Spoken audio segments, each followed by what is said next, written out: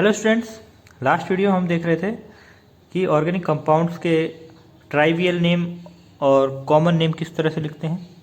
तो कुछ तो ट्राइवियल नेम हमने देख लिए थे और कॉमन नेम लिखने का एक फॉर्मूला हमने बताया था कि एल्किल ग्रुप का नेम लिखो और उसके जस्ट बाद उससे जुड़े फंक्शनल ग्रुप का कॉमन सफिक्स लिख देते हैं। तो हमें यहाँ दो चीज़ें देखनी है, एक तो एल्किल ग्रुप के नेम किस तरह से लिखते हैं और दूसरा हम देखेंगे कि फंक्शनल ग्रुप के कॉमन सफिक्स क्या है।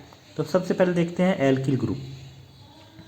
एल्किल ग्रुप क्या होता है? एल्केन में से जब एक हाइड्रोजन को रिप्लेस करके कोई फंक्शनल ग्रुप जोड़ देते हैं तो जो कार्बन चेन जो बचती है वो एल्किल कहलाती है।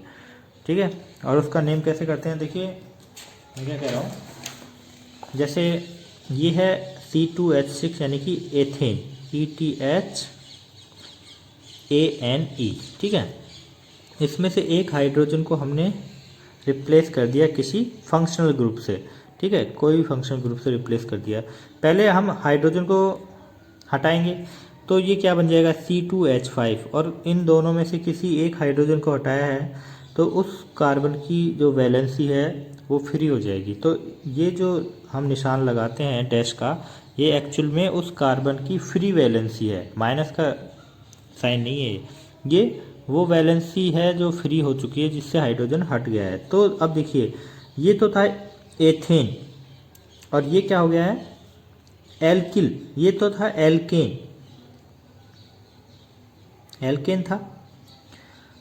कौन सा एल्केन था? एथेन था। और ये क्या हो गया है, एल्किल हो गया है अब, यानी कि एन को YL से हमने रिप्लेस कर दिया है। एल का मतलब है कितने कार्बन हैं उस एल्केन में, उस हाइड्रोकार्बन में कितने कार्बन है, 2 कार्बन है। 2 कार्बन को एथ बोलते हैं, इसलिए नेम क्या हो गया, एथेन। तो यहाँ भी कार्बन तो 2 ही हैं तो एल तो एथ ही रहेगा। ठीक है, लेकिन एन की जगह हमने क्या लिख दिया है, YL। एक हाइड्रोजन के हटते ही ये एल्किल हो जाता है, एन की जगह YL लिख दिया जाता है। इसका नाम हो गया एथिल या इथाइल, जो भी हम बोलते हैं। एथिल बोल दो या एथाइल बोल दो, उच्चारण में कोई भी प्रॉब्लम नहीं है, दोनों ही सही हैं। तो यहाँ देखिए, एक कार्बन का जो एल्किल ग्रुप है उसे बोलते हैं मेथिल या मिथाइल। 2 कार्बन का एल्किल ग्रुप है उसे बोलते हैं एथाइल। 3 कार्बन का जो एल्किल ग्रुप है वो 2 टाइप का होता है। मेथिल और एथिल तो दो ही, एक एक ही तरह के होते हैं, लेकिन जो 3 कार्बन का एल्किल है वो 2 टाइप का होता है। एक तो होता है एन प्रोपिल और दूसरा होता है आइसोप्रोपिल। एन प्रोपिल का मतलब है कि तीनों ही कार्बन एक स्ट्रेट चेन में जुड़े हुए हैं, एक कंटिन्यूस सीरीज में जुड़े हुए हैं, एक के बाद दूसरा, दूसरे के बाद तीसरा, और किसी साइड वाले कार्बन की एक वैलेंसी फ्री होती है। या तो इस कार्बन की दिखा दो या इस फर्स्ट वाले की दिखा दो, फर्स्ट की दिखा दो वैलेंसी फ्री या लास्ट वाले की फ्री दिखा दो। तो ऐसा जो प्रोपिल होगा वो एन प्रोपिल कहलाएगा। एन तभी लिखते हैं, एन का मतलब होता है नॉर्मल से है। नॉर्मल का मतलब कि सारे कार्बन एक सीधी ही चेन में जुड़े हुए हैं, कोई ब्रांच नहीं है किसी भी कार्बन की। और आइसो तब लगाते हैं जब किसी कार्बन चेन में आइसो ग्रुप दिखाई देता है। आइसो ग्रुप क्या होता है, CH3 CH CH3। एक कार्बन जिससे 2 मेथिल ग्रुप जुड़े हुए हैं और वो जो कार्बन है वो साइड वाला कार्बन है। तो ऐसा 3 कार्बन से बनने वाला ग्रुप आइसो ग्रुप कहलाता है। ठीक है, साइड वाले कार्बन से जब 2 CH3 ग्रुप जुड़े रहते हैं तो वो साइड वाला कार्बन आइसो ग्रुप बनाता है।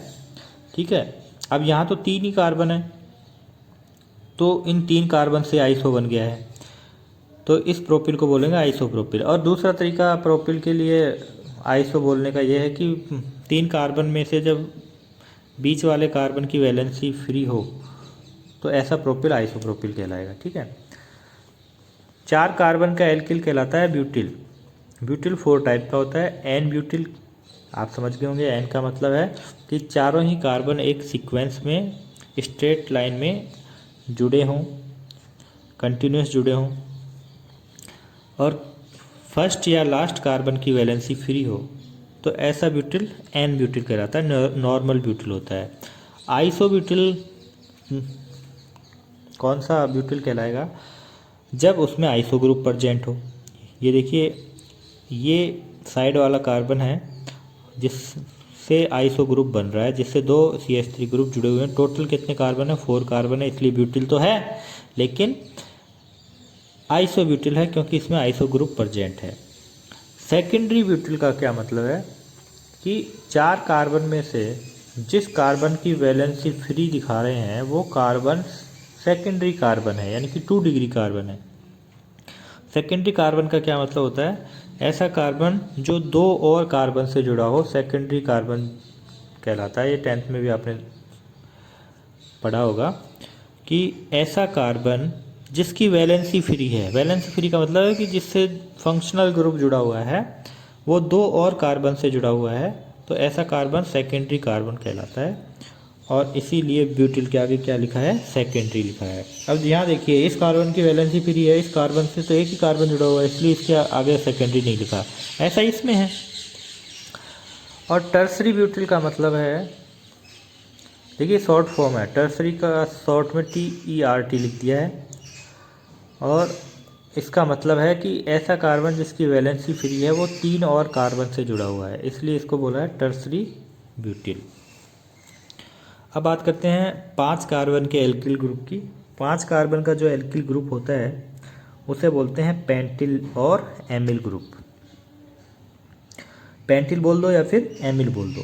ये देखिए कितने टाइप का होता है। एक होता है एन पेंटिल, जब पांचों ही कार्बन कंटिन्यूस जुड़े हों, एक के बाद दूसरा, दूसरे के बाद तीसरा, इस तरह से, और लास्ट या फर्स्ट वाले कार्बन की वैलेंसी फ्री हो। आइसो पेंटिल का मतलब है कि आइसो ग्रुप इसमें दिखा रहा है किसी एक साइड पर, ठीक है, और दूसरे साइड पर फंक्शनल ग्रुप होगा। सेकेंडरी पेंटिल का मतलब है कि जिस कार्बन की वैलेंसी फ्री है वो कार्बन सेकेंडरी कार्बन है, यानी कि वो 2 और कार्बन से जुड़ा हुआ है। टर्सरी पेंटिल का मतलब है कि 5 कार्बन का ऐसा एल्किल ग्रुप जिसमें जिस कार्बन की वैलेंसी फ्री है वो टर्सरी कार्बन है। ये कार्बन कैसा है? 3 डिग्री बोलते हैं या फिर टर्सरी कार्बन है। अब देखिए, एक है आइसो सेकेंडरी पेंटिल या फिर एमिल भी बोल सकते हैं, iso secondary pentyl.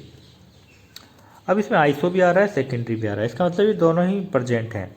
Iso group भी प्रेजेंट है और जिस कार्बन की वैलेंसी फ्री है वो सेकेंडरी कार्बन भी है, तो इसलिए दोनों लिख सकते हैं, दोनों एक साथ आ सकते हैं, आइसो भी सेकेंडरी भी। इसके बाद देखिए, मैंने यहाँ ऐड कर दिया है, इसके बाद ये है, ठीक है ना, ये अलग से नहीं लिखा हुआ, ये इसी क्रम में था क्योंकि आगे फिर वो ऐड नहीं हो पाया, मैंने इस साइड में इसको ऐड कर दिया। ये है नियो पेंटिल। नियो क्या होता है? ये अपने आप में एक विशेष प्रकार का ग्रुप होता है जो 5 कार्बन से बनता है। अब पेंटिल में 5 ही होते हैं, तो इस 5 कार्बन से नियो का फॉर्मेशन हो सकता है। नियो क्या होता है? जब किसी एक कार्बन से 4 और कार्बन जुड़े हों जिसमें से 3 कार्बन किसके हैं? CH3 ग्रुप के होते हैं। ध्यान देना मैं क्या बोल रहा हूँ, नियो को पहचानने में कई बार गलती हो जाती है। नियो जो ग्रुप होगा वो कार्बन चेन के किसी एक साइड पर होगा, ठीक है, पहली बात तो ये। दूसरी बात, जब नियो ग्रुप हम पहचानेंगे तो उसमें ये देखेंगे कि एक कार्बन 4 कार्बन से जुड़ा हुआ है और उसमें से 3 कार्बन किसके हैं? मेथिल के होते हैं, CH3 मेथिल ग्रुप के होते हैं, तो ऐसा ग्रुप नियो ग्रुप कहलाता है। तो इसमें तो एक ही साइड है, मतलब 5 ही कार्बन हैं, तो 5 कार्बन से नियो का फॉर्मेशन हमने कर दिया है और इस कार्बन की वैलेंसी फ्री है, तो ये कहलाएगा नियो पेंटिल, कॉमन नेम में। इसके बाद है अगला 5 कार्बन का ऐसा एल्किल ग्रुप जिसमें एक्टिव जुड़ा हुआ है प्रीफिक्स के रूप में। एक्टिव का मतलब है कि इसमें कोई ऐसा कार्बन प्रेजेंट है जो एक्टिव कार्बन है। एक्टिव कार्बन क्या होता है कि ऐसा कार्बन जिसकी चारों वैलेंसी डिफरेंट होती हैं। देखिए, ये जो कार्बन है एक्टिव कार्बन है, इसकी एक वैलेंसी फिल हो रही है इस ग्रुप से, ये पूरा एक ग्रुप मान लेंगे CH2 CH3, ठीक है। इसकी दूसरी वैलेंसी फ्री हो रही है CH3 ग्रुप से, तीसरी वैलेंसी फ्री हो रही है CH2 और ये फंक्शनल ग्रुप होगा यहाँ कोई भी, तो ये इससे अलग है, ये CH2 इस CH2 से अलग है, क्योंकि इस CH2 से जुड़ा हुआ है CH3 और इस CH2 से जुड़ेगा कोई फंक्शनल ग्रुप, इसलिए केमिकल एनवायरनमेंट अलग है दोनों ही बॉन्ड्स का। और फोर्थ वैलेंसी फुलफिल हो रही है हाइड्रोजन से, तो इसलिए ये कार्बन एक्टिव कार्बन है, तो इसीलिए इस एमिल के आगे एक्टिव लिखा है। अगला एमिल या पेंटिल ग्रुप है सेकेंडरी एक्टिव। तो देखिए सेकेंडरी भी है और एक्टिव भी है। इसमें इस एमिल ग्रुप में जिस कार्बन की वैलेंसी फ्री है वो कार्बन सेकेंडरी भी है और एक्टिव भी है। सेकेंडरी क्यों है? क्योंकि दो और कार्बन से जुड़ा हुआ है। और एक्टिव क्यों है? क्योंकि इसकी चारों वैलेंसी अलग अलग हैं। देखिए एक तरफ से जुड़ा हुआ है ये पूरा ग्रुप, एक तरफ CH3, एक तरफ हाइड्रोजन, और ये श्योर है कि ये जो वैलेंसी होगी ये भी अलग ही होगी, जो फंक्शनल ग्रुप होगा इन सब से अलग होगा, तो चारों वैलेंसी इसकी डिफरेंट है। तो ये सेकेंडरी भी है और एक्टिव भी है। अब यहाँ सेकेंडरी क्यों नहीं लिखा? क्योंकि ये जो कार्बन है जिसकी वैलेंसी फ्री है ये प्राइमरी कार्बन है, और प्राइमरी के लिए कोई भी प्रीफिक्स नहीं लिखा जाता। एक्टिव के लिए ये बात लिखी है मैंने कि active word is used in the name of those alkyl groups in which active carbon is present.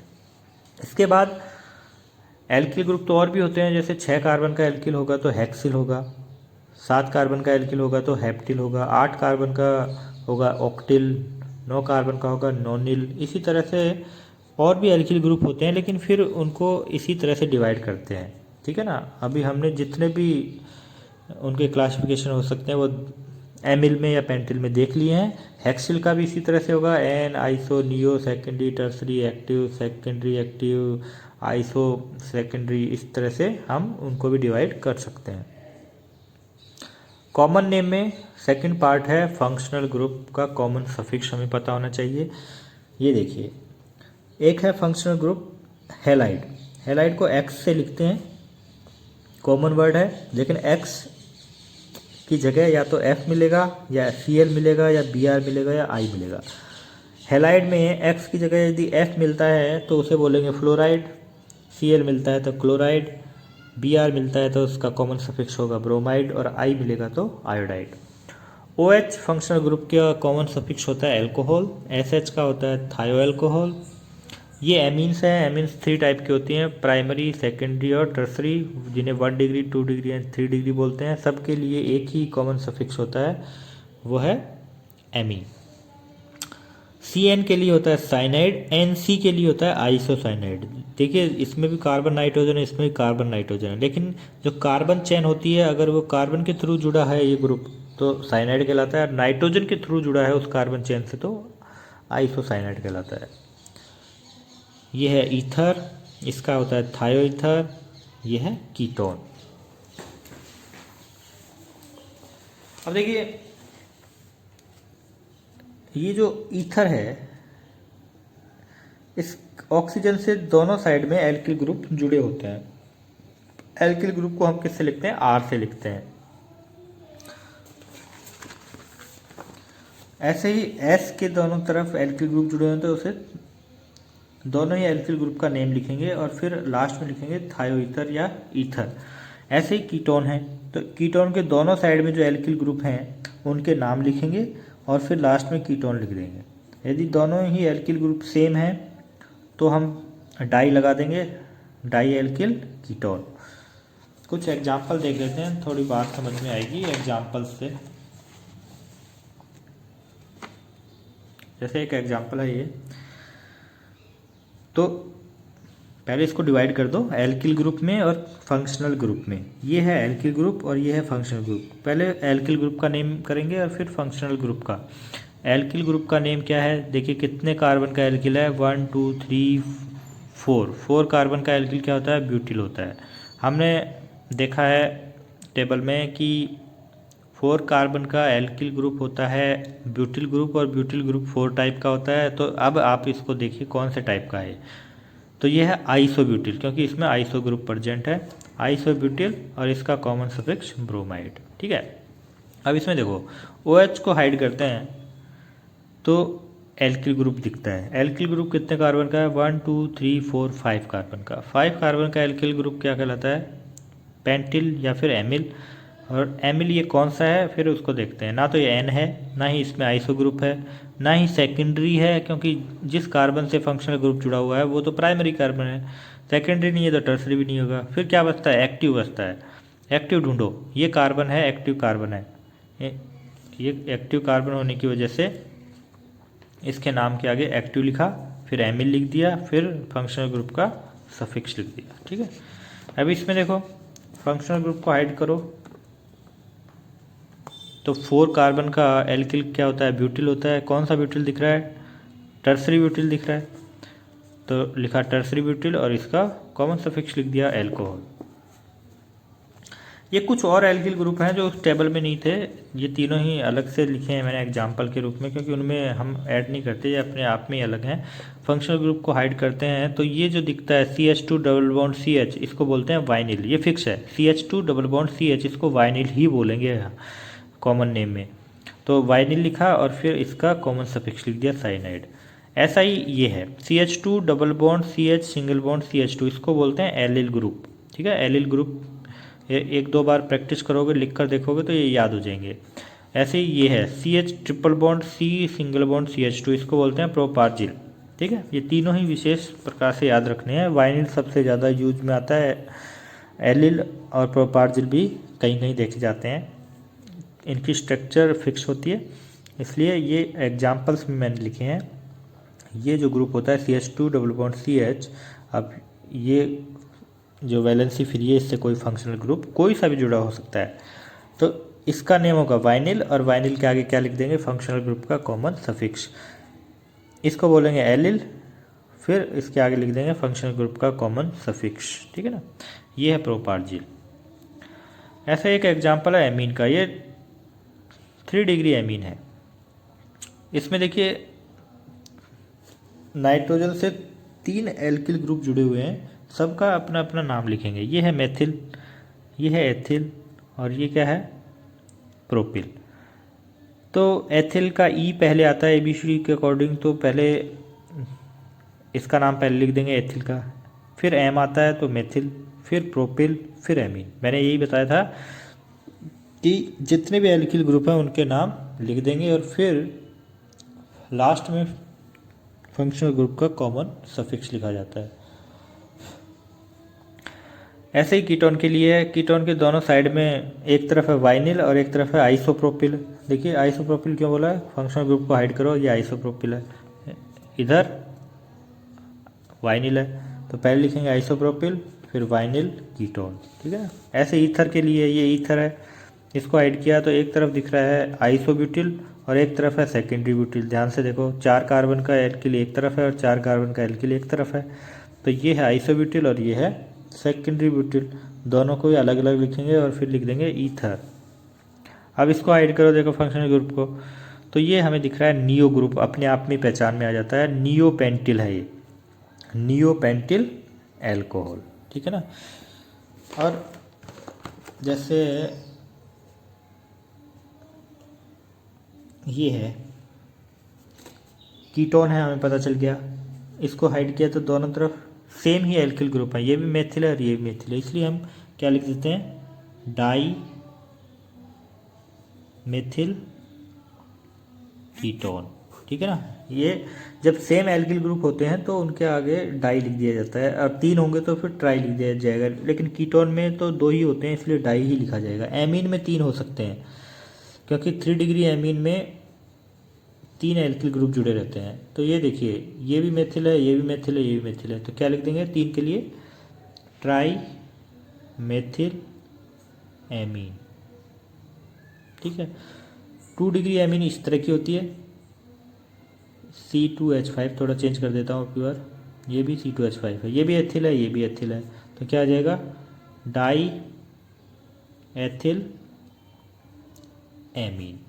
तो ये कॉमन नेम हो गए ऑर्गेनिक कंपाउंड्स के। कोई भी प्रॉब्लम आती है या फिर कोई सवाल दिमाग में आ रहा है तो मेरे पास व्हाट्सअप करिए और मेरे से डायरेक्ट पूछिए, फिर हम इससे आगे अगले नोमेनक्लेचर पे चलेंगे। Thank you.